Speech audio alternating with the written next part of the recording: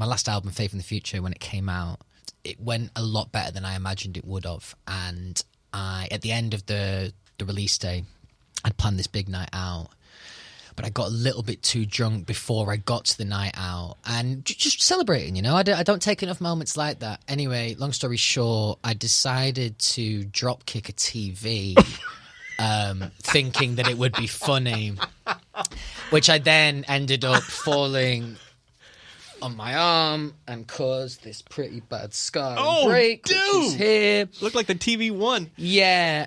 So I think what the most Louis thing I ever did was probably over-celebrate too early to the extent of altering my body for the rest of my life. All right, guys, let's do this. What up? It's JoJo on the radio. This is the iHeartRadio Countdown. Louis Tomlinson, how are you, man? I'm good, man. How are you? I'm doing. Have you missed me, Louis? I have, lad. Have you missed me? Of course. I have your initials tattooed on my skin. Every day I see a little bit of Louis Tomlinson on my body. That's lovely. That's really lovely. I hope you know I think the world of you, and I'm glad you're doing well. Oh, thanks a lot, man. Thanks a lot. Absolutely. I'm glad the tattoo healed up nicely. My wife loves it. It's great. You know? I'm sure. Louis, I heard you in some interview. You said you talked about growth as a writer, and I want to get a little specific into that. How have you grown, and how did you grow? What forces someone to grow as a writer? Like life, practice? You know, walk me through some of that if you can. Yeah, both of those. I think a willingness to learn for a start, you know, and I'm super passionate about music and super passionate about being the best writer I can. So there's a real intrigue in there, you know, for wanting to get better and better. But also for me, like I'm a very autobiographical writer, so I wanted to write a fun, like joyous album, but I kind of had to wait to life to get good like that. Right. I'm not really someone who can really fake that kind of stuff. So a combination of, you know, life being good, but also being surrounded by geniuses on the regular. I love that. I mean, writing with the people that I write with, and also how they build me up. It's a really amazing like feeling. Your confidence has grown. I think I heard you say in another piece as well. Like you've really, I guess one thing I want to know about the writing part, when you said you're a very autobiographical writer, God help me say this word, is it easy to write for other people, or do you do much of that? I don't really do much of that. Maybe that's a good thing. Like it's so personal. That's it. I suppose writing for the band for One Direction felt kind of similar to that. It wasn't writing specifically for me, and I did enjoy that. It's just, as I said, when you write from the heart, it's hard to really. Those stories are so independent to yourself. It's hard to really make them universal that someone else could sing them. True. Really. But it's something that I'm interested to do more of as I get older, write for other people, because I think it's like a different style of writing, or at least to me it is. It's a bit more imaginative. Maybe that's another conversation for another day about how you would do that. You bring somebody in, do you grill them, find out about the... Hey, anyway, January 23rd next year, the album How Did I Get Here is going to be unveiled to the world. Elaborate on the title. I know it's a lyric from one of the songs. Yeah, it's a lyric for one of the songs, a song called Lucid. But I was playing around with a few different titles before I got to that, and nothing really had the scale that I wanted. I wanted it to be a real...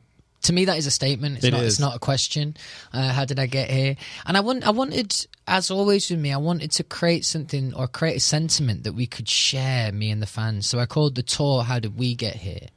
And I want, you know, I'm playing some big rooms next year, so I want people to be in those spaces and take real ownership for their part of the journey. I heard you doing like, and we'll get to the tour later on, but MSG, New York, Crypto here, you know, among other places.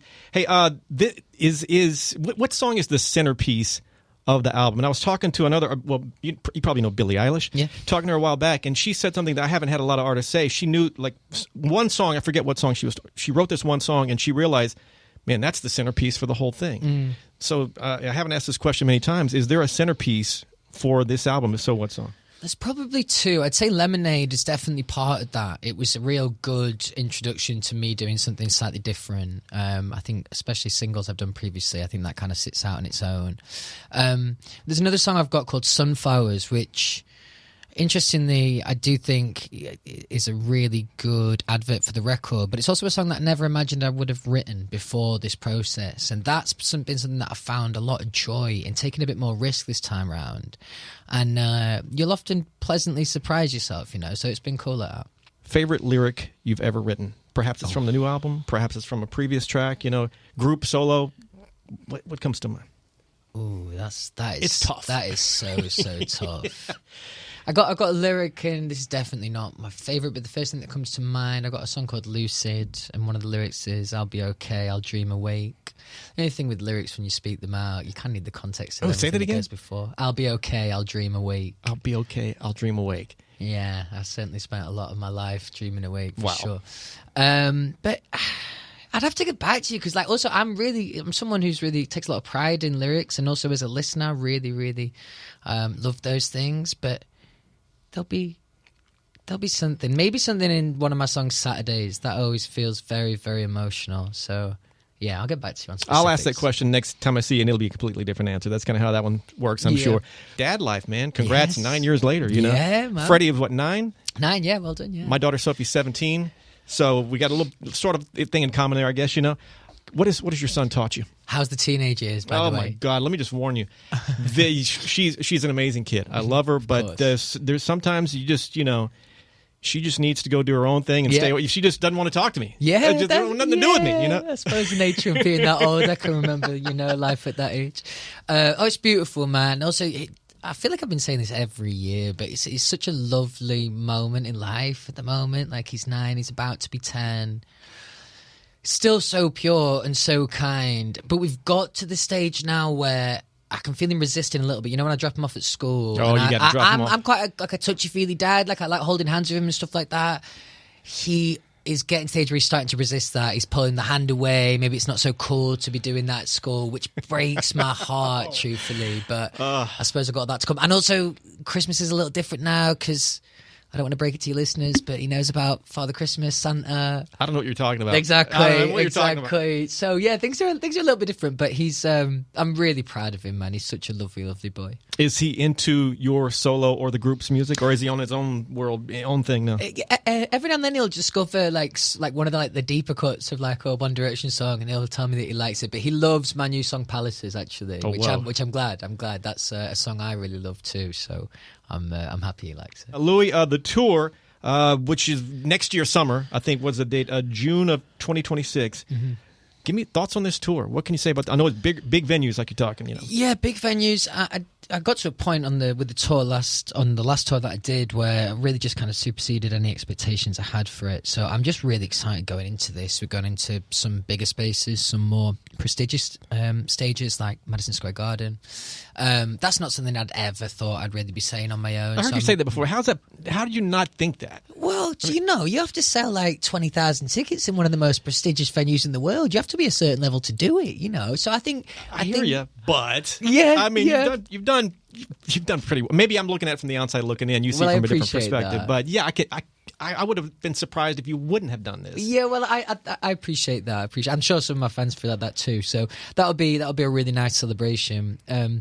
My first 2 tours look quite similar. I like a moody rock and roll kind of looking and aesthetic show. With this new record, I want everything to feel a bit more joyous, a bit more fun, a bit more colourful. So I'm excited the aesthetic is probably going to be quite different. And I'm quite interested to how that might play out, because in my head, colourful equates to cheesy. But I'm excited to try and make it sit within things that make me feel comfortable, you know? Hey, describe that if you can. It's kind of, I would imagine, hard to put to words. That moment, that adrenaline rush just before you hit the stage, or nerves, or whatever you go through, to that moment where you jump on stage and it's just, you know, ecstasy, for lack of a better word. No, it's the perfect word, actually. Yeah, there's about 10 minutes before show where I just completely switch off from the world. I can hear everything that's going on, but I feel like I'm in the background of a situation. I can hear conversation going on. I can see people moving about, warming up, etc. But I've got my blinkers on. I can only really think about what it is I'm going to go do. And then I have a moment pretty much most shows before stage where I genuinely entertain the idea of, could I run away from this? And, you know, after a decade of having those conversations, you realize that you can't. And you could, but then you realize the payoff is so incredible, and you walk out there, and every night, you know, I still struggle with my nerves, but part of that jeopardy drives me, definitely. And that moment of first seeing the crowd, it's weird. It's weirdly the first moment of relief, because I'm really lucky to have people that feel like they're really on side. Like I've said before, like if I fell over at one of my concerts, like my fans would laugh. It'd be funny. There'd be some gigs where people would be mortified, because it's all so stylized and beautiful and perfect. You're like, whatever. So I think, but that's only because of the fans, man. I feel really lucky that I've got people on side, definitely. Speaking of concert, is it still surreal to have people scream for you, or do you ever get kind of used to that? I don't think you ever get used to it. Truthfully, like, there's two sides of me. When I go to a tour show that I'm playing, I appreciate that I'm a singer and people are there to see me, but it still doesn't truly feel like me. There's always been like a one step removed kind of feeling.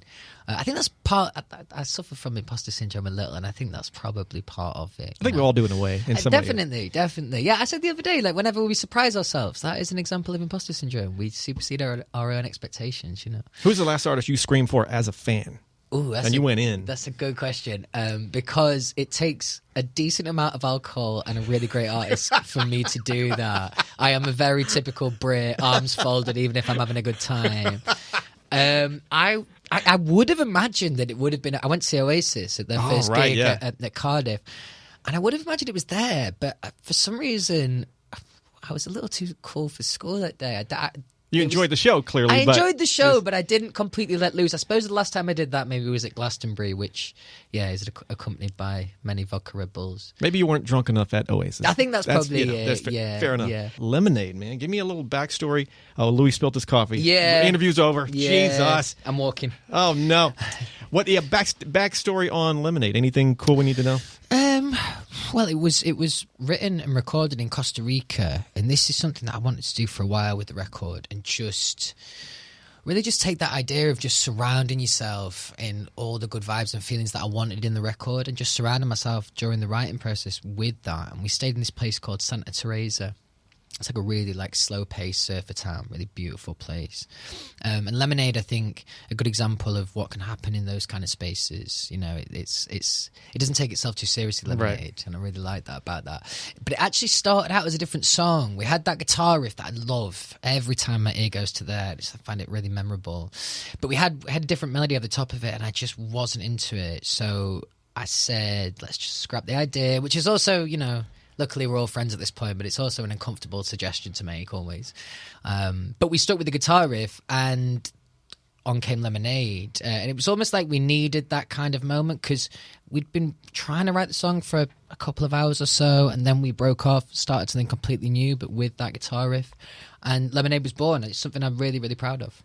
Random, in the video, is it just actors, or do you have your mates, your buds in the yellow suits? I probably should have put my mates in the yellow suit. That's a funny idea. I suppose no one would have known who they are, I could have had half of One Direction in there. No one would have even realised. That's true. You could say it now. We wouldn't know any better, Yeah, that's it.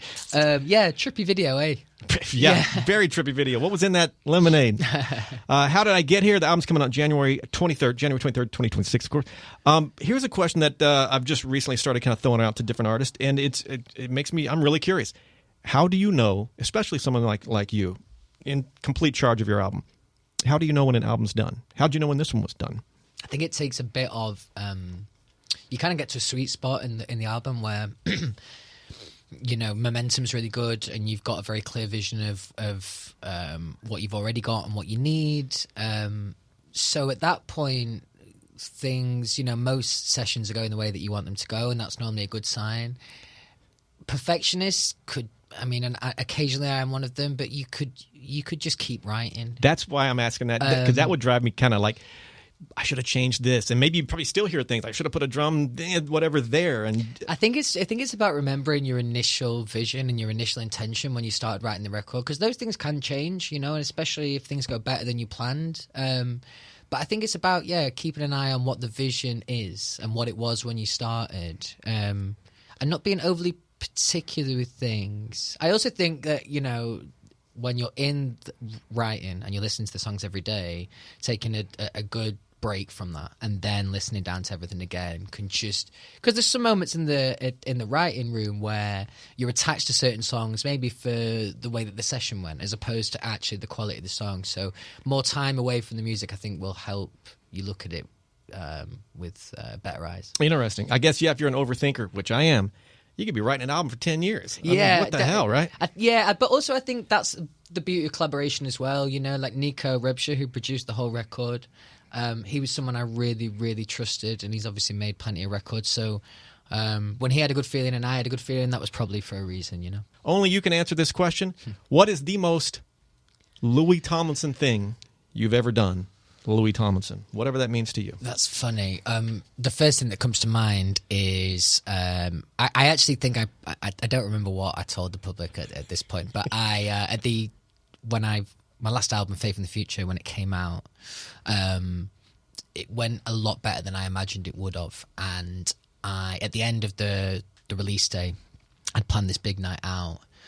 But I got a little bit too drunk before I got to the night out, and just celebrating, you know. I don't take enough moments like that. Anyway, long story short, I decided to drop kick a TV, thinking that it would be funny, which I then ended up falling on my arm and caused this pretty bad scar and break, dude! Which is here. Looked like the TV won. Yeah.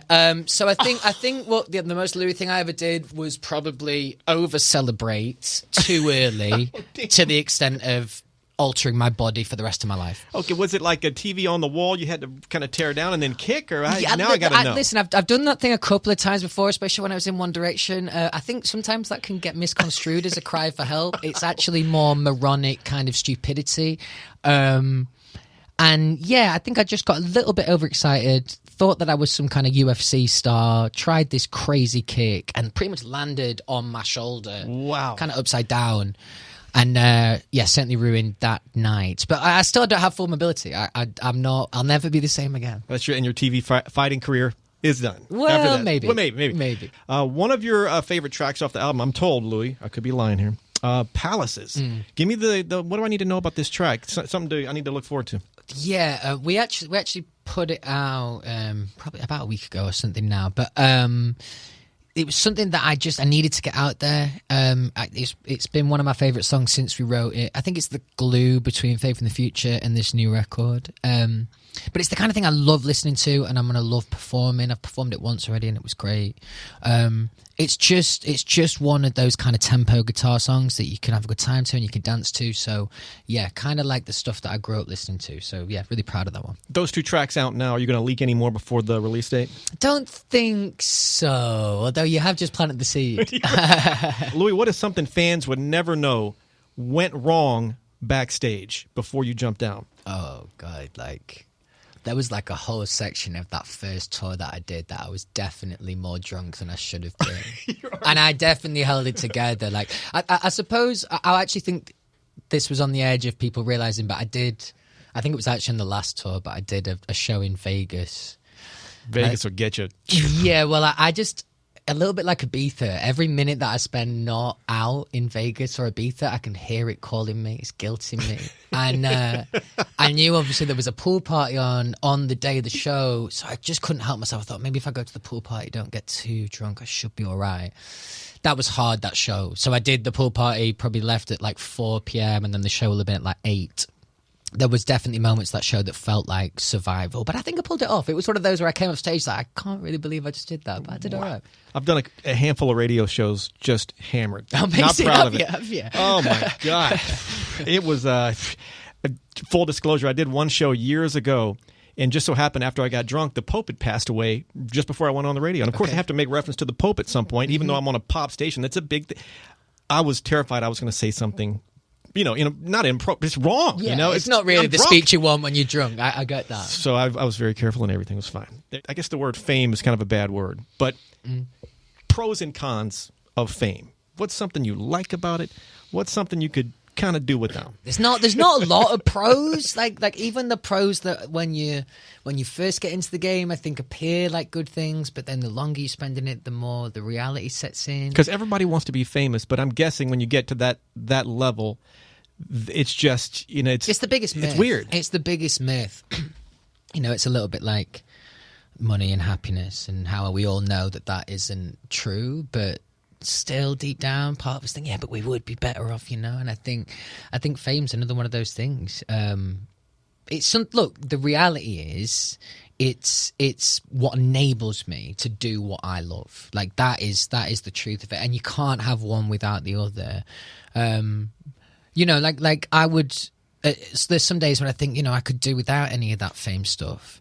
But then I wouldn't be able to play venues like Madison Square Garden. I'd be playing the local pub, So it's something I've grown to understand, that if I want to do something like singing and performing at the level I do, it's something that comes with it. But I try not to give it too much weight or attention, really. I think if you do, it kind of swallows you up, all that. You ever do a disguise kind of a thing? Hat super down low and all that? I feel like I might have tried a bit in the past, but I think the sheer embarrassment of potentially getting caught and true. You got this weird fake nose on or something, and that would be awful. I would hate that. So and your fans be like, "Hey Louis, we know that's you with the fake." Well, even with the tattoos, I'd have to cover all my hands up and stuff. Fair point. But maybe in my future, if I could get away with it, I suppose. Louis, I know you can't talk about this because you're on super top secret everything, but congrats on this new Netflix series with Zayn. I mean, I don't know when it starts and all that good stuff, but huge congrats on that. Thank you very much. I don't know when it starts either, but should be cool. Nobody knows. Hey, final question, I think. Message to your fans. What would you like to say to your fans, Louis? I'm going to try and deviate because I often go for a slightly more, although utterly sincere, slightly more generic response here about, how long they've been supporting me now and how dedicated they are. At this point, we know all that. Just a general thank you for allowing me to do what I love. I absolutely, I'm so excited about the tour next year. I'm so excited to share this memories and big rooms together. So just a general thank you for your continued love. I guess the most important question I could ask you out of this whole interview: how do you make a proper cup of British tea? Specifics, please. I'm really glad you asked me because it's something I take very, very seriously, and it's something a big percentage of society get wrong. Okay. If you're not a tea drinker... I love tea. Okay, good. Because you need a bit of passion. Even if you're making someone else's, you've got to care. That's a big part. For the record, I took the 23andMe genealogy. I am British without the accent. 80% of me, or 70, is from England, Scotland, Wales. I knew I liked you. See, There we go. Right, so... Ideally, I'm a Yorkshire lad. So that's the county I'm from. So I would say Yorkshire tea bags. In my opinion, the best cup of tea. Now you want to be tea bag in the mug. Boil the hot water. Boil it to boiling. It's got to be straight boiling.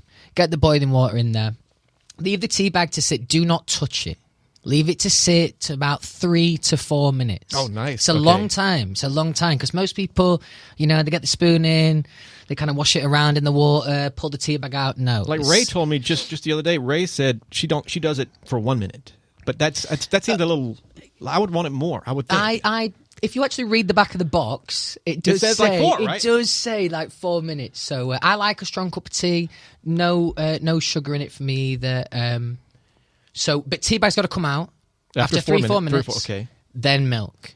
In that order specifically. You can't put the milk in when the tea bag's still in there. There's a science to it. And no sugar. No sugar. Okay. It's purest. I'm going to ask you a question that I'm asking for a friend. Mm-hmm. I would never do this, but your thoughts on not, the tea kettle microwaving the water. Is that acceptable in any way? Are you trying to piss me off? I'm just asking for a friend. I'm going to guess that's a no. Okay. I've never really heard of that. I do find it quite insulting to the British culture. Because that's how you do it. It's a process. It's more than just the tea and the water. It's the experience. It's the experience, and I like making a cup of tea for someone else because A, I think I'm good at it, and B, it's like a gesture. There's a bit of love in that. Thanks for hanging out, Louis. Oh, it's good to see you, man. Always. Absolutely. At the end of every interview, fist bump to make it official. Give me love. Love, man.